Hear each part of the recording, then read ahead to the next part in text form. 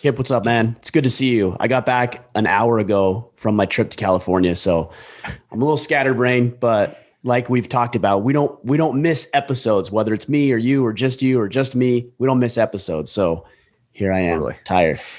So red eye, or did you just leave insanely early from California? No, we left. So we left yesterday after the event. It was an all-night event, and then we flew from California to Maine, and then we just stayed in a hotel last night because I was so exhausted. So we just got a hotel.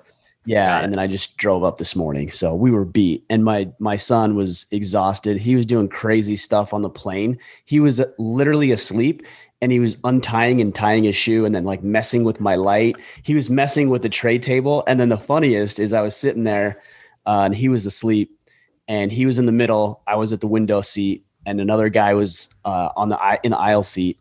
Yeah. And he leans his head over and lays on the guy and puts his arm on his leg, like on his thigh. And so I bump him and wake him up. I'm like, Breck, stop being a little weirdo. Come over here. And he's like, oh, did I do something weird again? I said, no, you're good. Cause I didn't want to embarrass him, and then he kind of came to and he's like, what did I do? And I told him, and he was so embarrassed, but the guy was cool about it. I'm like, I'm sorry. Yeah. We did this all night event. He's exhausted. He's a little delirious. And the guy's like, oh, it's no problem. I was just weirded out when he laid on my shoulder and put his hand on my leg. I said, yeah. I get that. My wife and I, we're horrible travelers, at least horrible for our kids. Like if there's a discount for our kid not to sit by us, we'll be like, no. Kiabe, you're fine sitting up there by yourself. And we've done that a ton, especially with the older boys where they're kind of like in random locations on the plane. Right. And Kiabe's the same way. I'd go up and check on him. He's like leaning on the guy, sleeping. And I'm like nudging him like, dude, come on, like stop laying on people. But he's crazy too when he's tired, like crazy. Yeah. Like, Brecken's usually not, but he was... Well, he got chewed out for 15 hours straight before that. And he was going through rigorous, physical stuff. So he was in a weird place, but yeah, it was funny. That's cool. So this was a father and son event that you went to in California. Yeah, it was with Bedros Koulian, who's a friend, and he's been on the podcast several times, but he does a program called the Squire Program. And last year I went out to speak at it, and I saw enough that I wanted to come back, but not enough that kept me from not going out there. So I was like, let me try this, as a participant, and Bedros was kind enough to invite me back out there, and I spoke again. But this time I went through as a participant, and it was cool. It was awesome. It was really cool. Yeah. So gave us a perspective for our upcoming father-son event, but also, when I'm at our father-son event, I don't get to participate the same way that the guys that come out do. Totally.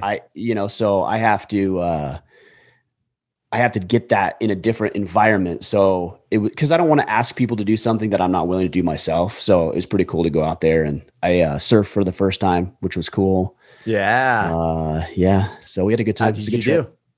Good. Yeah. We went to Dana Point, and waves were pretty mild. They weren't, big or anything. How far out was the break? I don't know. It wasn't that far. I mean, there was a couple of different breaks, and we stayed up front initially with the more smaller rolling type waves just to get our feet under us.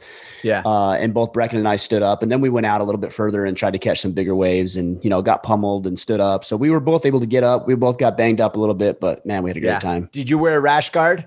I have to ask this question. Oh yeah, I did. Yeah.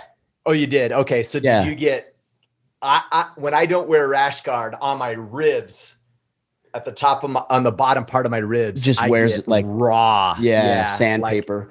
I was smart enough, and I told Breck, and I'm like, hey, let's both wear rash guards. So we wore our Jiu-Jitsu Origin rash guards while we were surfing. So it was good. Yeah. We had a great time. Yeah, that's awesome. So I'm back. Here we are. Fielding questions. AMA. From Facebook. Let's do it, man. I know these are leftovers from last week, so let's get after it. Yeah, there was good job, guys. These were good enough questions that we're like, you know what? Let's hold on to some of these and press them forward. Not to set expectation. Although some of these questions, well, they're fun, but then there's some really good ones that hopefully we'll get time to get over to. All right. Cool. Facebook.com/group/Order of Man. Follow us there to submit future questions to AMA, or just band with us on Facebook. All right. Simmons Stevens Simon Stevens, what made you choose Brazilian Jiu-Jitsu over any other martial art? And do you think people can find the same value you find in BJJ attending a different martial art? So the answer to the second question right off the cuff, I would say yes. I think you can find the same value in a lot of different places, and not even martial arts necessarily. I just think martial arts is a great place for the life lessons, for the physicality, for the confrontation, for the improvement of yourself. So being uncomfortable, working on violence a little bit. All of that stuff that we've talked about. But yes, you can get a lot of the same lessons doing other things as well. To the first question, why jiu-jitsu? This is a question of proximity. And it's actually very, very important, not just the jiu-jitsu component of it, but the people that you spend time with. So the reason that I got involved with jiu-jitsu is because everybody I knew who I thought highly of was doing jiu-jitsu, period. You were doing it. Matthew Arrington, heavily involved in jiu-jitsu. Of course, Pete Roberts and the Origin crew, heavily involved in jiu-jitsu. So it's only a matter of proximity, because I really didn't know anything else about it until I got involved. So there's a greater answer here, which is the people that you spend time with are going to impact your decisions consciously or subconsciously. So you better make sure that you're not hanging around assholes and that you're hanging out around the right kind of people involved in the right activities with the correct mindset, with values that are important to you. Otherwise, you're going to get down a rabbit hole that isn't really going to serve you the way that you want to be served. So purely proximity. It very easily could have been Krav or wrestling or karate or whatever if I would have been around individuals who were doing that. But that's as simple as I can make that answer. That's great. It's funny. Most of the time when I come in, I'm like, if you don't mind, but at this point, after 160 episodes, you just know I mind and you're going to do it anyways. Yeah. I should probably just do it and stop asking. I'd like to add one thought that I think Brazilian Jiu-Jitsu is a little bit different than some martial arts that you might get out of it that you wouldn't get out of others. And I nerded out about flow state and deep work and just highly focused and being highly focused on what that gives for your psyche and how mental health benefits from that thought process. I think you can get that probably more from Brazilian Jiu-Jitsu than you do other martial arts. There's an element of the example that most people say is like human chess, right? But there's this element of hyper focus in the moment. And especially if you have the right training partners where you can go 100% and you can get your body into that moment of fight and flight, and all you're worried about is just blocking that choke from your neck. Like there's zero other thoughts in your mind in that moment. And I think jiu-jitsu does have the tendency to create that flow state probably more than other martial arts. I'm not saying other martial arts don't, but that's one very common trait that you hear from a lot of guys that do Brazilian Jiu-Jitsu is their ability to get into flow state. So much that big tech companies, for instance, in Silicon Valley, Google and Facebook and some of these companies have latched on to providing jiu-jitsu within their corporations because of the flow state benefit that their employees are getting from it. That's how much that this is starting to get recognized. So now, with that said, I'm not saying it's not available in other martial arts, but it's certainly a common trait that you hear a lot about from jiu-jitsu practitioners. I think you're right that it can create the flow state, but I don't know that it's going to create it better than boxing. If you have a guy that's standing in front of you that wants to punch you in the face and you want to punch him in the face, I would say that's probably very similar. I've never boxed professionally or taken any lessons, but I bet it's probably similar. So I wouldn't discount that necessarily. But here's another component that we need to address is that jiu-jitsu will allow you to stay in the game, I think, longer than boxing, for example. Well, you can't go 100%. Because of the striking. If I went 100% boxing with you every day, right? We're 2 days in and I'm taking a break, right? Exactly. Like I'm like, my brain can't handle it. Yeah. Right. And that's what I mean is that you can stay in it. You can train jiu-jitsu every day. In fact, you could train really multiple times a day if you wanted to. And I know plenty of guys who do, and they do it 5-6 days a week. And some of those are multiple times per day. So that's one added benefit is that regardless of where you are on your fitness scale regardless of your current ability to perform, because you may or may not be familiar with martial arts or jiu-jitsu. There's always a place that you can enter, and it's sustainable as long as you're smart. I know guys that have got injured, and some of it, is just like a random injury, and other is like, well, yeah, that was kind of dumb. You were compromised and you let your ego get in the way, and you ended up, getting yourself in a position that was worse than it had to be. So be smart. Totally. Don't let the ego get in the way, and you can train just fine. Yeah. The ultimate lie of Brazilian Jiu-Jitsu is this is the gentle art and you'll never get injured. No, it's not. Like that's up to you to determine if you're going to get injured or not. But trust me, when you're giving it your all and you're tweaking your back in a weird way to try to get out, you'll just get just as injured as anything else. And I mean, I train with a lot of guys, and we have blown out knees and all kinds of stuff on a regular basis. Shoulder issues. Shoulders, knees, ribs. Yeah. So ribs for sure. Sometimes. So you don't know this, but I recorded last week a podcast with someone. I'll tell you who it was in a minute. And it released yesterday. So Tuesday, since this is coming out, we're recording Monday, so you don't know yet. But I just recorded a great conversation with Hicks and Gracie last week. Nice. So, yeah. So we had, dude, I'm telling you, it was funny because he showed up and he's in this white, it must have been either his studio or his training gym. And it's like gray with pads. It kind of looks like a psych ward or something, where you're put in solitary confinement and it's just white. And he's got this white shirt with these white shorts, and he's got this gold chain with the triangle, like that Gracie triangle of jiu-jitsu. Yeah. And then he speaks Portuguese, right? Because he's from Brazil. And so he's got his accent. I'm like, holy cow, this guy can murder me at any given moment. And he just, the presence that he had, and just something about him. When he sat there, I was like, this guy is, and he's older now, so he's a grandfather now, but I'm like, this guy is serious business. But we had a great conversation. Very cool. Very cool. Yeah. I love it, man. All right. Next question. Eric Kovac. Have you or Kip ever used Brazilian Jiu-Jitsu in real world outside of the gym self-defense situation? No, I haven't been in a physical altercation where I needed to use jiu-jitsu, but I will say this. I wonder if I've kept myself out of situations because of jiu-jitsu. So one example that comes to mind is months ago, it was in the wintertime. I pulled up to this gas pump, and the one in front of me was out of order, the gas pump in front of me. So I pulled to the second one. And you know how it's just common courtesy, if there's two pumps, you pull up to the forward one so somebody can come in behind you. That's just common courtesy. Well, I couldn't do that because the pump in front of me was out of order. So the snowmobiler comes down off the snowmobile trail, and he kind of pulls alongside of me, and he couldn't see that the one was out of order. And all he could see is that I hadn't pulled up. And so he just starts yelling, just swearing and yelling. And my son's there with me. I'm like, what is this guy's problem? And he's like, can't you effing see I'm here? Like, you can't pull forward.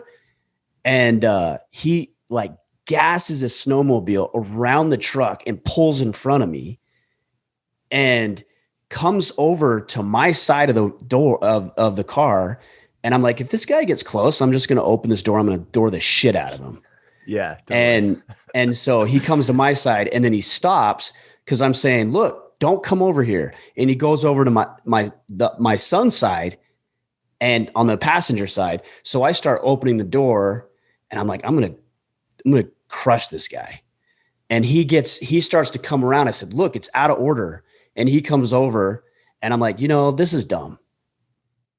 That was the moment where I'm like, this is dumb. I don't need to get in an altercation over the fact that this gas pump's out of order. I said, hey, look, the gas pump's out of order. I'm sorry you didn't see that, but I can't pull any forward. And so as soon as I'm done, slide in here and we'll be as quick as we possibly can. And he stopped and kind of turned around because he saw I was out of order and walked off. But the thought that it went through my mind of like, de-escalate this situation. This is ridiculous. Yeah. Two grown-ass men don't need to be fighting over the fact that gas pump is out of order. So I'm not sure if that comes from jiu-jitsu necessarily, but there was enough presence there where I thought, I don't have anything to prove. I don't really feel like getting in a physical altercation today. Like that isn't on my schedule. That isn't something I'm willing to risk or mess around. I will if I have to, but this is not one of those moments. So de-escalation, all was fine. We drove along. Everything was cool. So maybe that's an indirect benefit, maybe not, but it felt like there was a bit of presence and clarity that I'm not sure would have been there otherwise. Yeah. And I want to create that connection for guys that may not understand, like, well, you didn't have an altercation, so how could jiu-jitsu possibly benefit you in that circumstance? So the connection is that if you don't practice, let's just say if you don't practice violence, whether it's jiu-jitsu or not, in that circumstance, you would have went hot, like got wired instantly, right? Your adrenaline would have skyrocketed. You would have possibly gotten really crazy emotional and maybe resulted in having a confrontation that was unnecessary.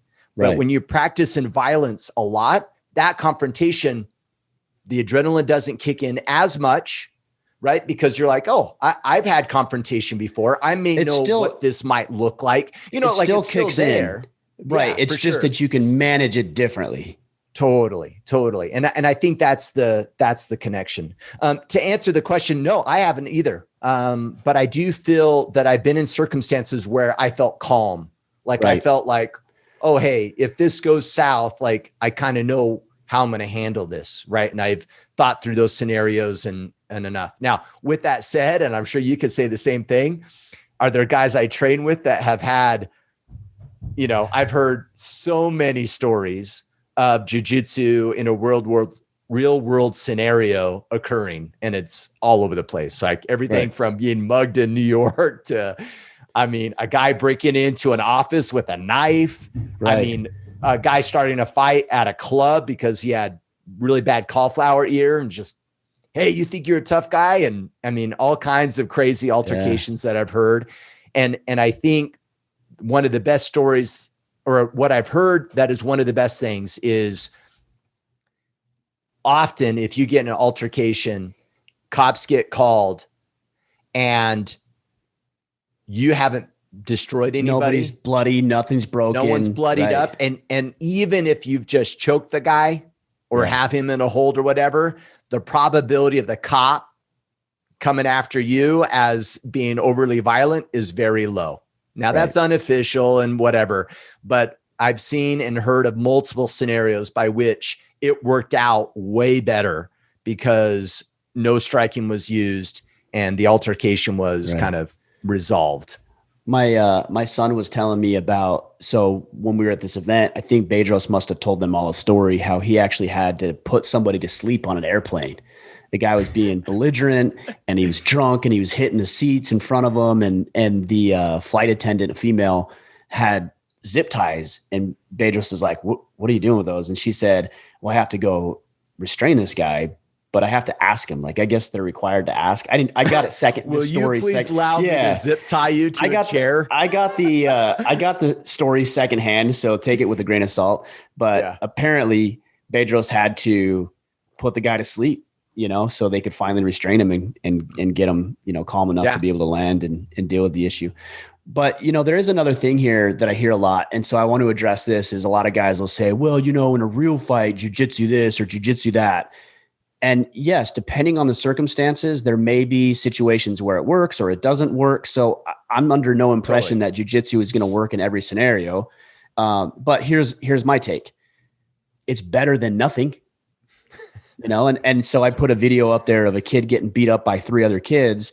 And I said, this kid needs to know jiu-jitsu, like he needs to train. And somebody said, well, there's nothing that's going to help him against 3 other guys. And I said, it's better than nothing. So what are you saying? You're saying don't train? Yeah. You're saying don't be physically capable? What are you saying? I don't understand why you would even say that. Where's that coming from? Well, it's not going to help you. It might actually keep you out of the altercation. It might help you protect yourself better. Yeah. It might go after the biggest kid and beat the shit out of him, put him to sleep or break his arm. And all of a sudden, the other 2 kids realize this guy's serious and maybe back off. Like there's a lot of things that could happen. So yeah, maybe boxing, maybe jiu-jitsu, maybe karate, maybe wrestling, maybe whatever. Okay, just better than nothing. That's the point that I think we need to understand here. And the alternative is to be a little bitch and not train at all and not even remotely move towards keeping yourself safe or other people safe in an environment like this. Yeah. And I think any true martial artist, as you progress in whatever martial art you're specializing in, you realize what are the holes in your current martial art. Of course. And what are the benefits of others, right? Like Krav Maga is on my list of like, hey, you know what? There's something to be said for eye gouging someone with my thumb, hooking their mouth, tearing their mouth open, and then going on to the next guy. I think that's 100%. Legit, right? 100%. So, and the other thing you have to realize too, and I tell my son this, I'm like, hey, look, in training, there's rules. In street fights, there's no rules. If I get in a fight, I'm going to kick that dude in the nuts as hard as I can. And there's no rule that says, well, that's not manly. Bullshit. Like, I'm going to poke him in the eye and rip his eyeball out. I'm going to fish hook him. I'm going to kick him in the nuts. I'm going to do whatever I can to get home or to help other people get home because they're not playing by the rule. There is no rule book they're playing by. So good. I'm going to operate under the same premise. Yeah. And guys can do that in jiu-jitsu. I do that in jiu-jitsu sometimes. Right? Especially guys in the nuts. Sounds about right. When I'm about to submit you, like just a quick knee check. I think about it. I at least think about it. But when we have guys training for like an MMA fight, I'm managing distance all of a sudden. That becomes more important. And I may not even try for an arm bar, right? Like I'll think, hey, the only option here is back take and choke. That's my only option, and I'll think about that with certain guys from a street self-defense perspective, right? Because in the end, I think for the most part, when we talk about self-defense and from a street fighting perspective, it's the choke is everything, right? Like I think that should be number one option and probably your best option, right? Well, that's going to incapacitate the individual, I think, more effectively than doing some sort of arm bar or something like that. Totally. Well, and some guys, you get your arm hyperextended, you just piss the guy off some more. You put him to sleep. He might wake up and go, oh, hey, I'm all calm. Hey, what's your name? And want to hug it out and be your friend all of a sudden, nothing like a little reboot to be put to sleep to get someone to be straight in their mind. So I don't know. Okay. Enough jiu-jitsu. There, your jiu-jitsu, your 30 minutes of jiu-jitsu is met today. All right. Clinton Hallett. Could you speak to how a single man, never married and no children, can effectively invest into the lives of fatherless boys? Good Super question, easy, Clinton. Coach. There's opportunities to coach in your city league. There's opportunities for Big Brothers, Big Sisters programs or YMCA mentorship programs. They're there and available if you're looking. If you go to your rec center, your community center, and you ask them how you can serve and how you can help in the community, they'll give you opportunities and options. There's probably volunteering options in the prison system. There's probably opportunities even at schools. One thing I was involved in is a program called School of Life Foundation. And so us as business owners and people in the community would go in and teach children that were on detention. So they could go to detention or whatever they could, restitution or detention, whatever they called it. And they could get there, 5 hours or whatever they needed. Or if they agreed to come to one of our classes, they get it reduced. So instead of 5 hours, it'd be 2.5 hours. So they'd come to one of our presentations and we would teach different life skills, communication, effective leadership, just those types of things. And that was something that we did on a volunteer basis. And it was an opportunity to serve and give back. That was young men and young women. But the opportunities are there. I would look to your community. I would look to your school system, even talking with a school board, and I would look in the corrections systems and departments. And I think you'll find plenty of opportunities there. Yeah. And don't overlook your nephews, right? Yeah. Good point. I mean, your nephews for sure. Yeah. Invite them, bring them along. You could be the cool uncle, so there's opportunities there. Yeah. And it's surprising how sometimes I think we downplay like our role in like our nephews' lives a little bit. It's funny we do that. I don't do that. We're like, they're fine. And their dad or whatever.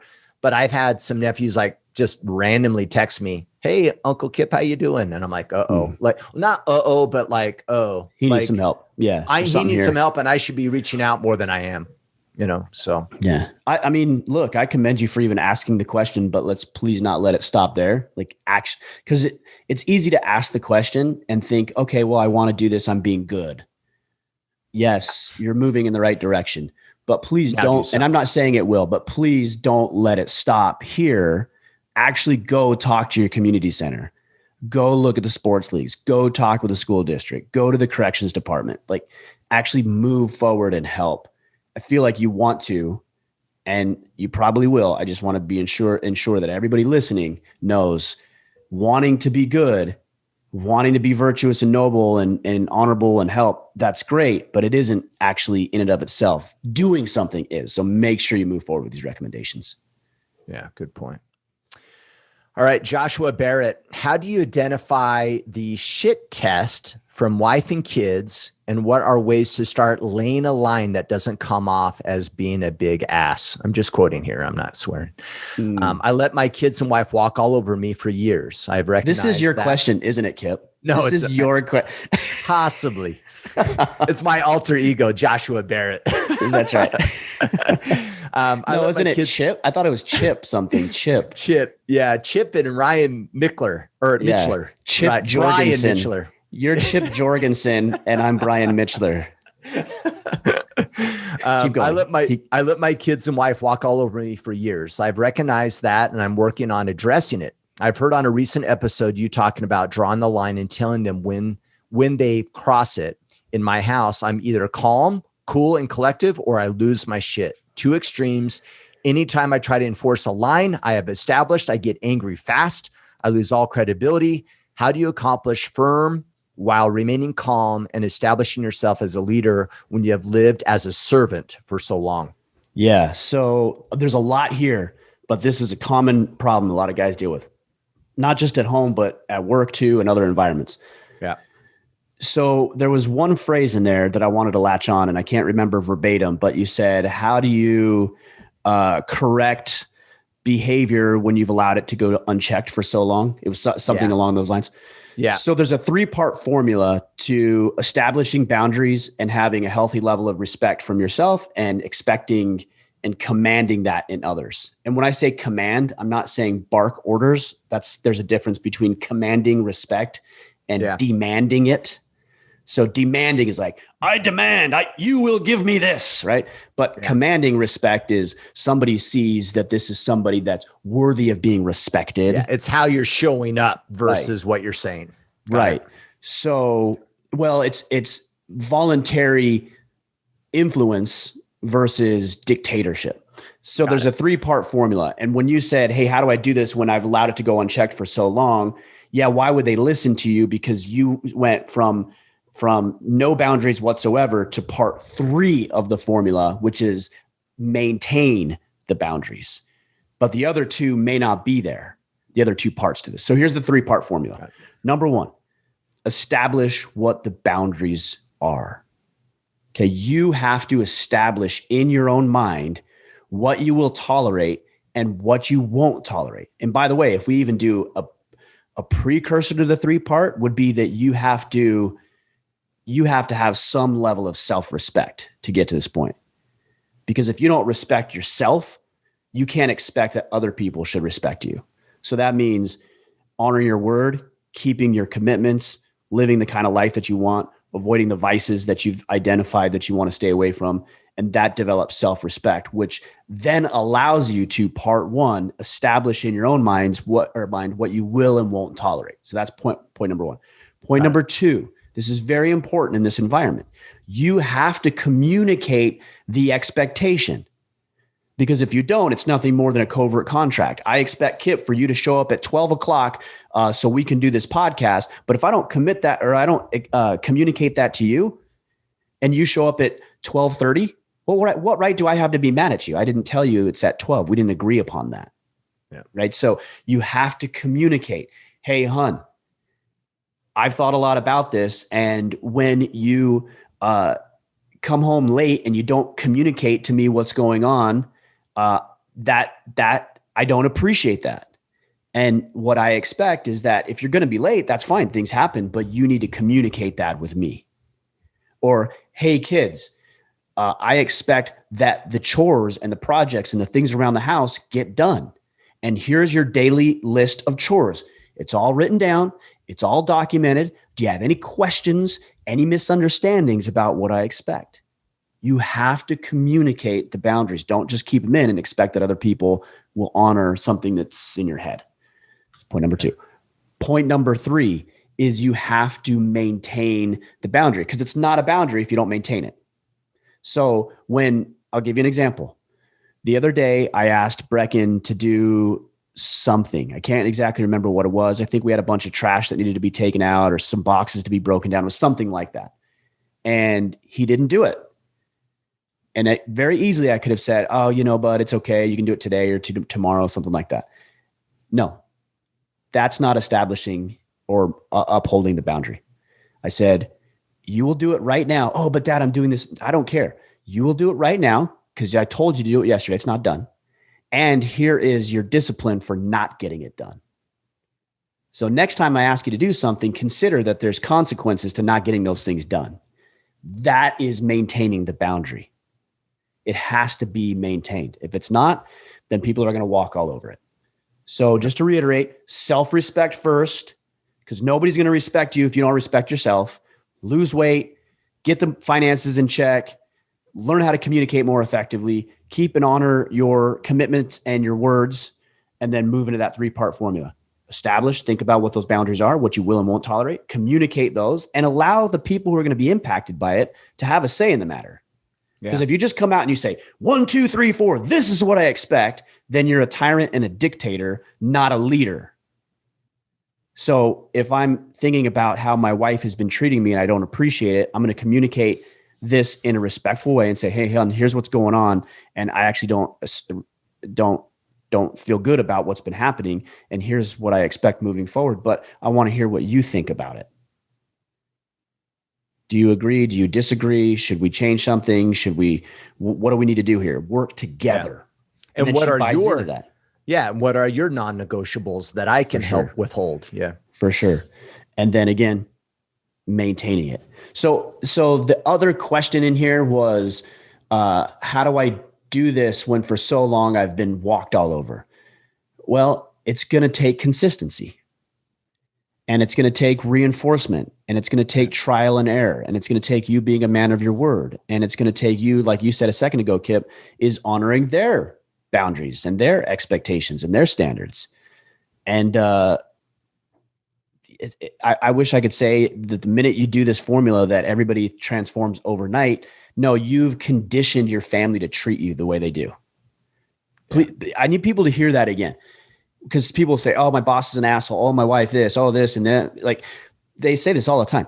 You've conditioned people to treat you like that. You've allowed them to treat you like that. And so what you what you tolerate, you're actually encouraging. So you need to recondition people to treat you with respect. But that doesn't happen overnight, because a lot of the times you're talking about a shit test. Your wife might actually say, oh, well, this is good, but this isn't going to stick. And you know what? She's probably right because of past performance. So show her that you're serious, show her that you're committed to this improvement, show her that this is going to stick, and then she'll see you as a more influential, credible man in her life, which is ultimately what you want. And also I'd say this, one more thing. I did a podcast last week, I think it was Friday or 2 Fridays ago, called Maintain Your Frame. Do you remember that one? And that actually came from a jiu-jitsu lesson of the framing in jiu-jitsu, right? Yeah. So when it comes to maintaining your frame outside of jiu-jitsu, what I mean is that don't let people into your space that you're not okay with. Okay with. Yeah. Right.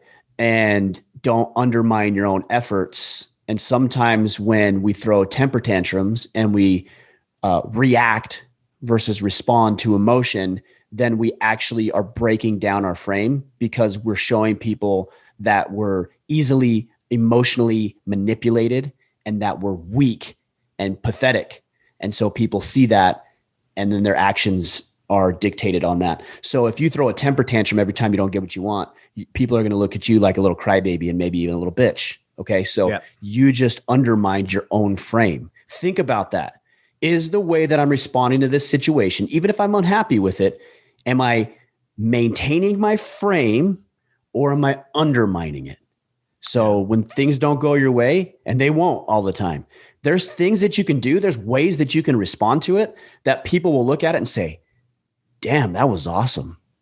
Like he had this situation and here's what he did. And you actually boost up and bolster your credibility and authority with them, but not if you throw a temper tantrum every time you don't get what you want. Totally. And I would argue that most people will throw their temper tantrum because they didn't communicate the last 20 times, right? And then they lose their shit. So like Joshua says it here, says like calm, cool, and collective, or I lose it, right? I would probably argue or suggest maybe that calm, cool, and collective means I was passive the other 5 times, right? And you probably were. And you're saying it's calm, collective. No. You still need to address the issue. You need to still withhold your frame and your boundary, and you need to communicate it. So then that way you don't lose your crap after the 10th time because you never said anything the 9 other times. Right. Well, and so I wrote this down. You're right. Calm, cool, and collective doesn't mean passive. It means assertive. So the issue still gets dealt with, but you're calm, cool, and collected in the way that you deal with the situation. Not that you ignore the situation. That's just weak. Yeah. All right. That was a good question by me. I mean, by Josh. Yes, by Josh. By Chip Jorgensen. Chip Jorgensen. Thanks, Josh. We should do that. The Chip and Brian show or something. Like we should do a spinoff would be hilarious. Trust me, we have enough content to answer from those alter egos for sure.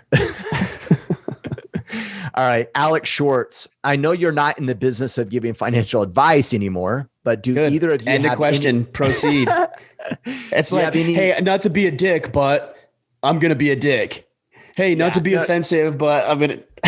No. Alex says, hey, any investment books that you recommend at least, or any investment books you recommend, or would you say just go talk with a mentor or financial advisor?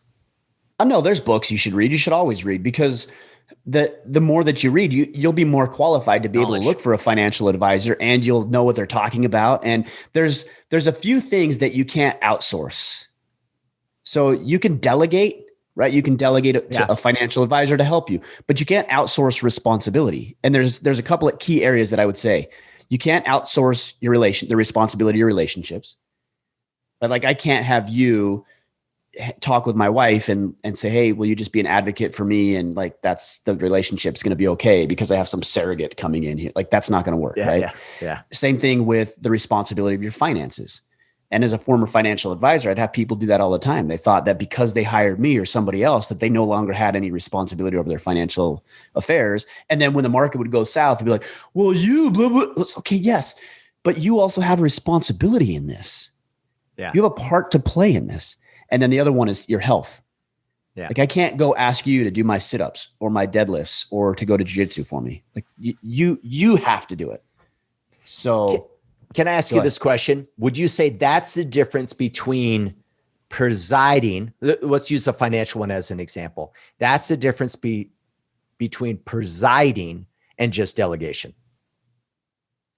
Yeah, well, yes, I would say that, but there's a book over your left shoulder that talks at length about this called Sovereignty. And a sovereign man still takes responsibility for his actions and the performance of his affairs. Whether they're getting coaching or not. Yeah. Yes. They still own it. Right. And if you think about a kingdom, a king, for example, it's the king's kingdom, but he has people in different positions, advisors and warriors and scholars. He has different people in different positions to make sure everything gets done. It's still his kingdom. He still needs to rule the kingdom and everything comes back to him. Yeah. So, okay, so that's the warm up for the question. I think it's called 21 Laws of Wealth is one of them that I really like. Depending on what you're looking at. That one? I don't think so. Man. What's the one that you're quoted in? Building Wealth, Defining Wealth, Investment of Wealth. With Austin Netzley, I think you're talking about. Yeah. I don't remember what it's called right offhand. Yeah, me either. Maybe you can. Sorry. Are you in front of your computer? Google it while just Austin Netzley book, and I'll give you a couple other recommendations. Okay.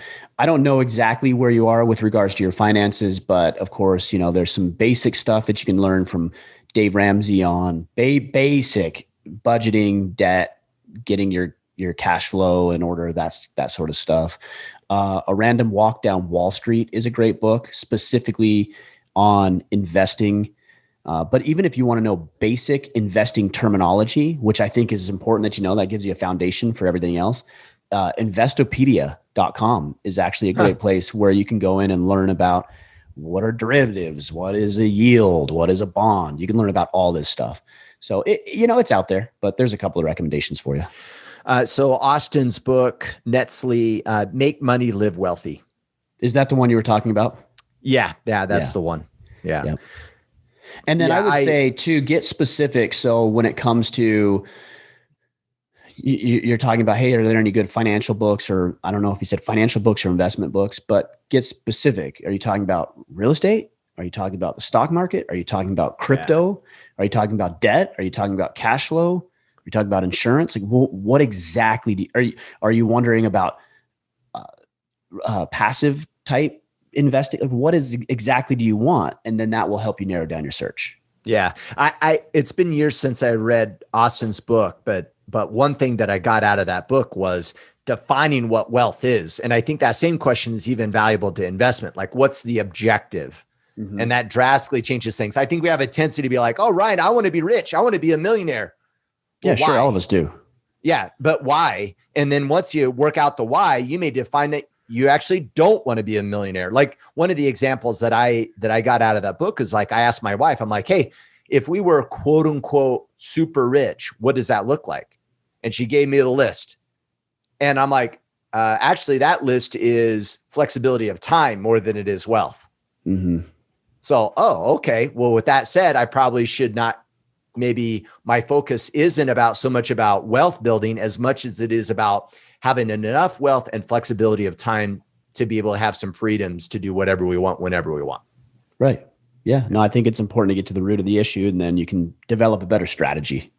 Yeah. Yeah. All right. Josh O'Neill, how do you draw a distinction between the desire to advance and grow in your work and career and the biblical mandate to be content with what you have and where you are? As I continue to refine my vision for my life and career, I have a desire to progress and grow in scope, but I want to avoid stepping into the realm of growing for the sake of growth, rather than keeping in step where God has placed me and where he is guiding me. Thanks for taking questions. Keep up the good work, Josh. So there's a really popular misconception in society that says, you should just be content and happy with where you are and what you are. That actually isn't very, it's just not helpful, and it's not good. In fact, I would argue it's not biblical. Okay. So, and I had a guy talk to me about this on Instagram the other day, and he was like, well, self-care is bad because the Bible says, I don't even know what he quoted. I'm like, what are you talking about?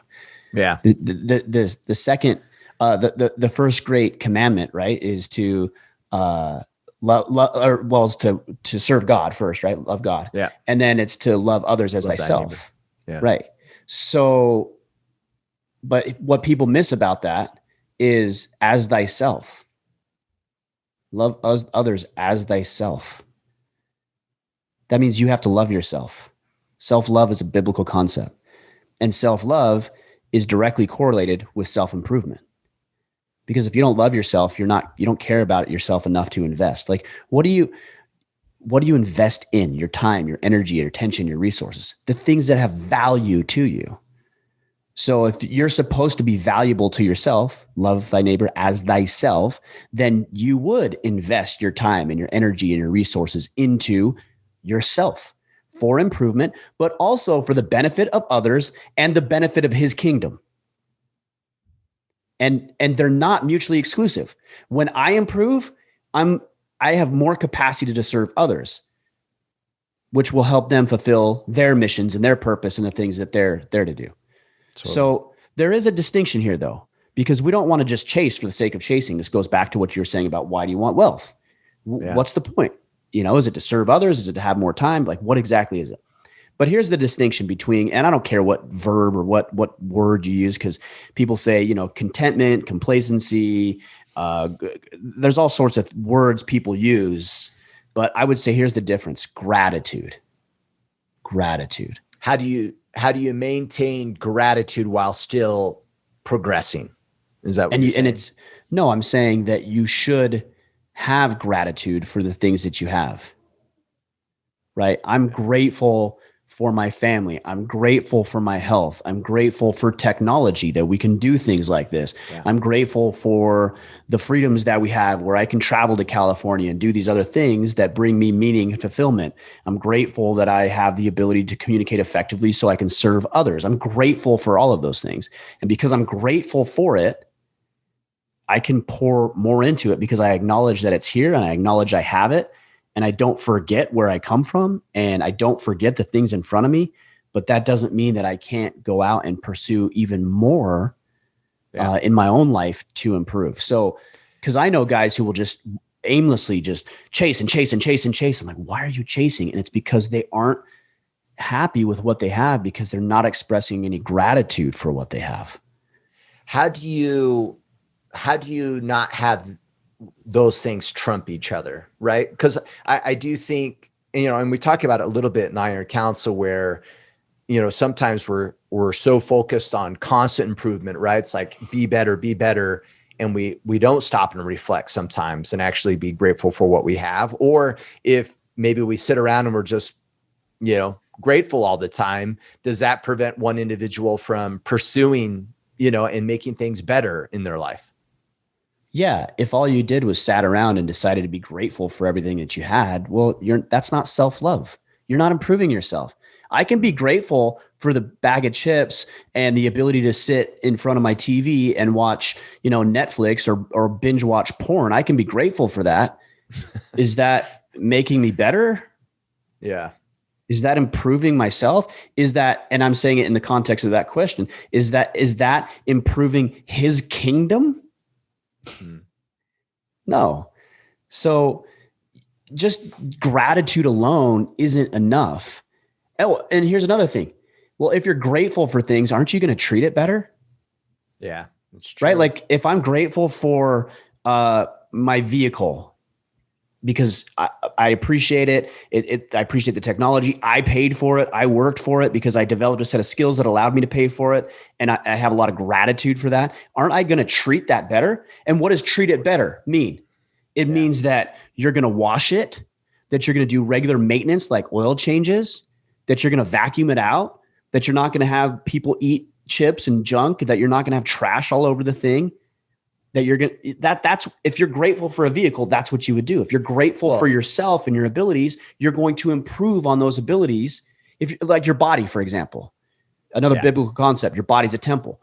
If you're grateful for your body, you're going to eat the right foods. You're going to exercise it. You're going to stretch. You're going to hydrate. You're going to sleep. You're going to do all of these things because you're grateful for what you have. And therefore you're going to maintain it better. Yeah. So they're not at odds. Like they really aren't. Being grateful for what you have and then trying to improve. You asked, how do you maintain? They're the same. If you're truly grateful, because look, you don't invest in things you aren't grateful for.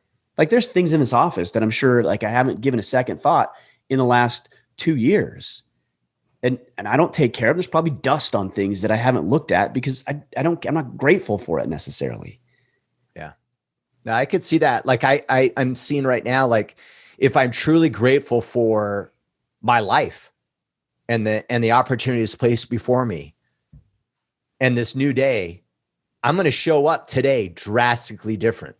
Right. If I'm grateful for my job, am I going to be 100% at what I do at my job? Yeah. If I'm really grateful for it. Yeah, for sure. I like that. Yeah. So take care of yourself. It's not at odds with his desire for you. Here's another thing that really frustrates me, and then we'll move on from here. I hear this a lot with spiritual people. They'll say, well, if it's God's will. Yeah. What are you talking about? Like, I understand kind of what you're saying. Like, if you do all of your work and do everything, then you trust that things will work out and pan out. I get that concept. But the way that most people use that when I hear it is they're reliant on him to show them the path or to like lay it out before them without them having to do work. And that's bull crap. It's not how it works. Think about yourself as a father. You want what's best for your children. Okay. You can't really get involved. You can influence, you can inspire, you can lead, you can present opportunities. There's a lot of things that you can do as a father of your children, but you can't drag them through. You can't manipulate every little situation so their life is what you think you want it to be. God's very much the same way. He's given you everything. What do you mean if it's God's will? His will is that you thrive. His will is that you take your talents and your gifts and your abilities and your opportunities and you magnify them. You use them. It's not his will that you sit your ass on the couch talking about, I wish God would do something. He's up there thinking, I wish Ryan would do something with all of these blessings I've given him.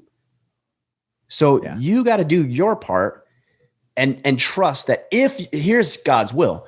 If you do everything that you can, then your life will work out the way that he sees best fit for you. That's God's will. And let me just sit back and hope he presents me with everything. Yeah. And because why growth is in the struggle, growth is in figuring out, growth is in freedom and being self-directed and buying into whatever it is that you're doing, not coercion, not the removal of freedom and it being forced upon you. Right. And the correlations between bad parenting and that example and the example of, and kind of the evils around doing things on behalf of other people and taking away their freedoms is so biblical that it's crazy, but right. Well, and here's another thing to consider. If you're listening to this and you don't believe in God, Kip, you and I are still right. Yeah. If you take care of your talents, if you take care of your gifts and your abilities, if you magnify them, if you go to work, if you do right, if you try to serve others, if you take care of your body, life has a funny way of working in your favor over the long haul. That's not to say that you aren't going to be faced with challenges and obstacles and hurdles, but over the long term, life has a funny way of returning exactly what you put into it. Whether you're thinking about God, it's God. But if you don't believe that, then it's still the concept still applies. So don't overlook what we're saying just because you think, well, here we go, getting preachy. Nah, we're giving you tools that will work in any environment, in any situation. Yeah, for sure. Cool. All right, George Hyman. Any opinions on the effects of the housing shortage will have on millennials? Yeah, well, they're not going to have affordable living. I mean, that's really what it comes down to. So everything's going to be more expensive. So what does that lead to? That leads to government handout. That leads to inflation. And so you're going to have a lot of people who are going to live with who? Mommy and daddy. Like there's a lot of issues that this will trickle down to. So here's what we do. We stop artificially inflating the currency. And when I say we, I'm talking about the government. Yeah. Okay. The government stops artificially inflating everything by getting their hands and their greasy fingers all over the affairs of everybody's businesses and dealings and everything else. And we allow capitalism, free markets to work the way they can work, which is regulated through the billions and billions of people on the planet. And it's unforgiving and it's brutal and it's ruthless in its judgment of you. Look, I've fallen into traps where I think, well, why don't I have what this person? Why don't I have what that? Why don't I have as many followers? Why don't I have as many listeners? It's because I haven't offered as much value as those individuals, period. End of story. And people don't like that because they think that that's tied to my worth or their worth, I should say. Yeah. Well, I'm important. I'm important though. And yes, nobody's saying you don't have inherent worth as a human being. That's not what anybody's saying. But your worth to the market doesn't care about your feelings and what you think you deserve. It cares about the end result, the bottom line. So if I want to get better in relationship to how much money I make and how many people I impact, very simple. I got to put out a better product. Yeah. And just let's get the government out of the way and let people do what they do best. Now, the counter argument to this is, well, what about those people, who can't do it for themselves? And look, we also have, and we've talked about it on the podcast for 6 years. We have a responsibility as men preside. That's the third component of our masculinity. We have a responsibility to lift others up. So if there's somebody who's less privileged than me, or doesn't have the same opportunities, or is mentally handicapped by their own, cognition or abilities, I have a moral responsibility to take what I have and use it for the betterment of other people. One of the exercises we did at this event I was telling you about earlier, the Squire program with Bedros, is they had us thinking about words that we use to define ourself. And ultimately it comes to a spearhead. Like, what is it, your ultimate word that is used to describe you? And I went a little bit different on it. And one of the words that really came to mind as we did this exercise is empowerment. Empowerment. So for me, the ability to empower other people is my calling. Simon Sinek talks a lot about this in his book, Start With Why, because I want to empower people. Right now it's through Order of Man. It could be through any number of ventures, and it is, because I do other things as well, right? But ultimately I want to empower other people. So I don't know how we got there from the housing shortage, but ultimately us helping those less unfortunate. Right. Let's get out of the way. Government, get out of the way. Let's improve our skills and our abilities. Let's stop artificially inflating the currency. Let's stop giving handouts to people that don't need it, because really it's like giving an antibody or an antibiotic to somebody who isn't sick. So you give an antibiotic to somebody who isn't sick, and what does their body do? Well, it builds up immunities against that. And now next time when they're actually sick, those antibodies don't work because the bacteria or the infection already learned how to fight off that because you gave it when it wasn't necessary. That's what happens when you give handouts to people who don't need it. You're not helping them. You're hurting them in the long term. So let individuals do it. And it's always funny to me is a lot of people believe that individuals alone are evil and they won't help other people and they're only out for themselves and they're selfish. But the government isn't comprised of a bunch of assholes like that isn't going to do what? I know. What are you thinking? So here's how we improve that: by being good people, helping other people. So noble intentions and the capability to back it up. Because if my intentions are to serve people, but I don't have the capacity, the time, energy, resources, or money to serve people, I mean, my intentions can only go so far. Yeah. But if I have noble intentions and I have money and I have time and I have energy to be able to step into those noble intentions, the sky's the limit. Yeah.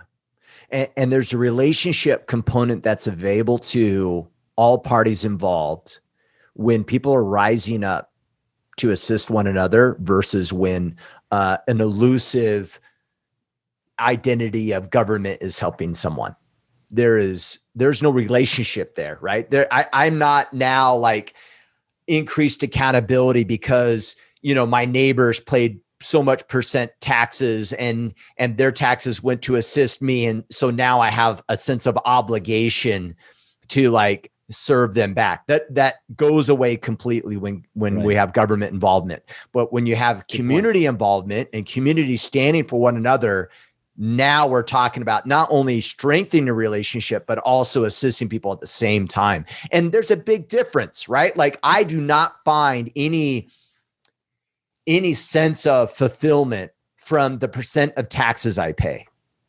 Right. And go, oh, well, 5% of my taxes went towards these good things. And so I feel good about myself. No, that's so drastically different than me rising up, back to a question earlier today, and coaching a young team, to be a positive influence, or me helping someone create opportunities for someone else that's struggling financially, right? Those are so drastically different. And And when we rely on government handout, we're ripping that opportunity away from people. Mm-hmm. Now, with that said, that's not an excuse. Oh, well, Kip, I'm not going to do it because I pay my taxes and I'm not going to do this other thing. I'm not saying that.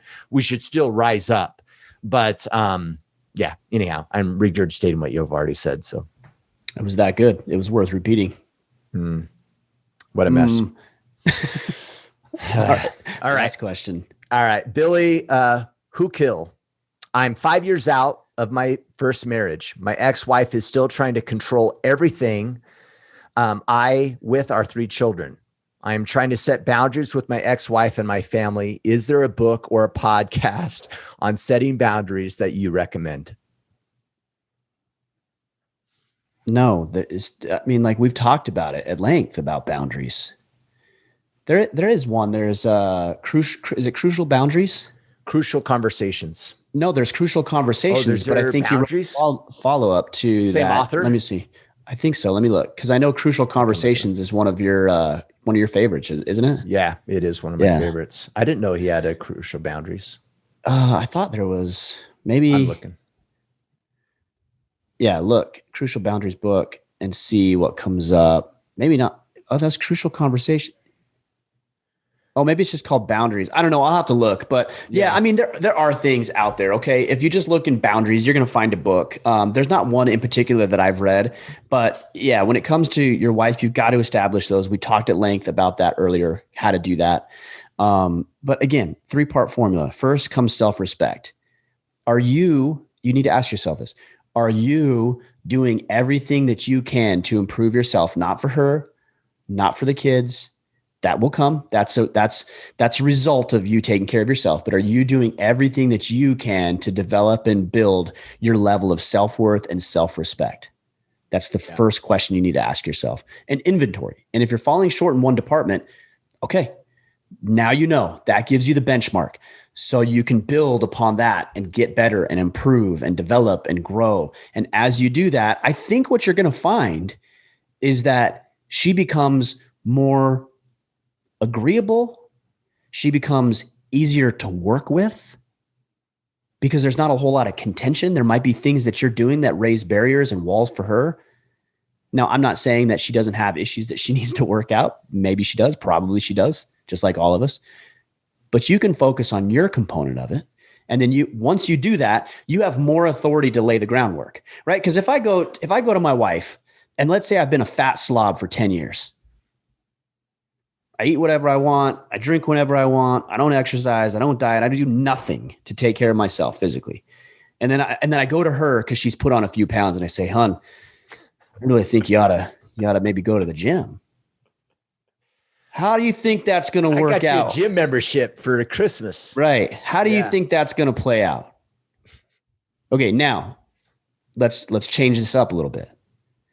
If I've been in shape and I'm dieting and I'm exercising and I take care of myself and I take care of my body and she puts on a few pounds, I would argue it probably wouldn't even happen because you're the leader of the home and she's going to be influenced by that. But if she does, and I come to it and I approach it, it's still going to be a touchy subject, but I approach it with a level of respect, but also from a position of authority because she looks at me and sees what I'm doing. And I say, "Hey, hon, I really think as a family, we ought to do this more so we can all be healthy. How you feeling about yourself?" And you approached it from that perspective. Still going to be a touchy situation. I'm not saying that, but you have the authority to be able to broach that conversation. When we were at this event, Bedro said something very interesting. He said, "I can look at your boys and I can match them up with their fathers just by looking at the body types." Yeah. I can look at your boy and I can look at you and I can know that you're father and son without knowing you're father and son. And he said, that should be a good thing, not a bad thing. Yeah. And that goes to this question about authority, influence. The way that you're showing up is the way she's going to respond. Majority of the time, not always, because people have their own free will, but the majority of the time you're going to find that the people around you are going to respond based on who you are and how you personally are performing. So you want other people to perform different, you perform differently. And if you perform differently, she's going to respond to that. But there's a lot of books. You can go look them up. I can't find that book that we were looking at, but there's all sorts of books on boundaries and crucial conversations, which is another book that I think would address this subject. And then the boundaries conversation we had earlier on this podcast. Okay. All right. So call to action, a couple things we talked about. I mean, we just started a new quarter at the beginning of July. For you guys that are wanting to get on task and work on your goals for the next quarter, sign up for the battle planning app. To learn more about that app, go to 12week. That's the numbers 12weekbattleplanner.com. Also, you can also sign up for the Battle Ready program at orderman.com/battle ready. And of course, as always, follow Mr. Michler on Insta and Twitter at Ryan Michler. That's CHLER. You got to mess with me, man. Michler. With the battle planning stuff, here's what I'd say. 12weekbattleplanner.com. That's the number 12. So 12weekbattleplanner.com. That's how you say that, by the way, Kip, instead of stumbling all over the numbers and words and everything else. That's how you do that. Just putting that out there. Let's record this and I'll watch it later. And orderman.com/battle ready. With those two resources, every one of your questions today will be touched on. You will get better in every single one of these questions, even the jiu-jitsu questions. And I'll tell you why. I was like, well, maybe it doesn't apply to, no, it does. Here's why. Because you'll be able to plan your day out more effectively, and you'll be able to schedule your jiu-jitsu or your workouts or whatever it is. So the battle planning stuff that Kip we've put together will hit on every single one of these subjects. So again, 12weekbattleplanner.com, the number 12, and then orderman.com/battle ready. I think that's all we got, right, Kip? Yep. Get on the court. All right, you guys. Appreciate you. Great questions today. Keep them coming. Keep engaged. Share, rate, review, like, comment, et cetera, et cetera. That's how we continue to grow the movement, this grassroots movement of reclaiming and restoring masculinity. We will be back on Friday. But until then, go out there, take action, and become the man you are meant to be.